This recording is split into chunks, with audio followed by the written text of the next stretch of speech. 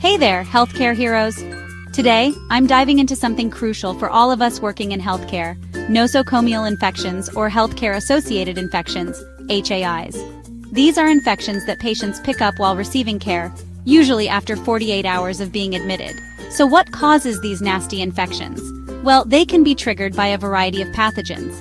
Bacteria like Staphylococcus aureus, including the infamous MRSA, Escherichia coli, and Pseudomonas aeruginosa. Viruses such as influenza and hepatitis B and C, fungi like Candida species, and even, though rarely, parasites. Now, there are several types of HIs you need to be aware of. First up, catheter-associated urinary tract infections, or CAUTIs. These usually happen due to prolonged use of urinary catheters. Common culprits: E. coli and Klebsiella pneumoniae. Next, we have central line-associated bloodstream infections, or CLABSIs. These pop up around IV catheters in large veins. Watch out for Staphylococcus aureus and Enterococcus species. Then, there's ventilator-associated pneumonia, or VAP for short. This one affects patients on mechanical ventilators and is often caused by Pseudomonas aeruginosa and Acinetobacter species. Surgical site infections, or SSIs, occur after surgery right at the incision site. Staphylococcus aureus and Streptococcus species are frequent offenders. Finally, Clostridioides difficile infections, or CDI, typically result from antibiotic use that messes with gut flora, causing severe diarrhea. The main pathogen here is, you guessed it, Clostridioides difficile. So, what puts patients at risk? Prolonged hospital stays, invasive procedures like surgeries, immunosuppression, antibiotic overuse, poor hand hygiene, and crowded hospital settings all contribute. Now, let's talk prevention.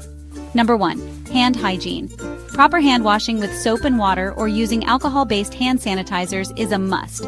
Number 2. Sterile techniques. Always ensure sterile conditions during surgeries, catheter insertions, and wound care. Number 3. Proper disinfection and cleaning. Make sure medical equipment, hospital surfaces, and patient rooms are regularly sanitized. Number 4. Judicious antibiotic use. Avoid unnecessary prescriptions to prevent antibiotic resistance. Number 5. Isolation precautions. Use personal protective equipment and isolate patients with contagious infections. Number 6. Vaccination. Immunize healthcare workers and patients against preventable infections like flu and hepatitis B. And number 7. Surveillance and monitoring.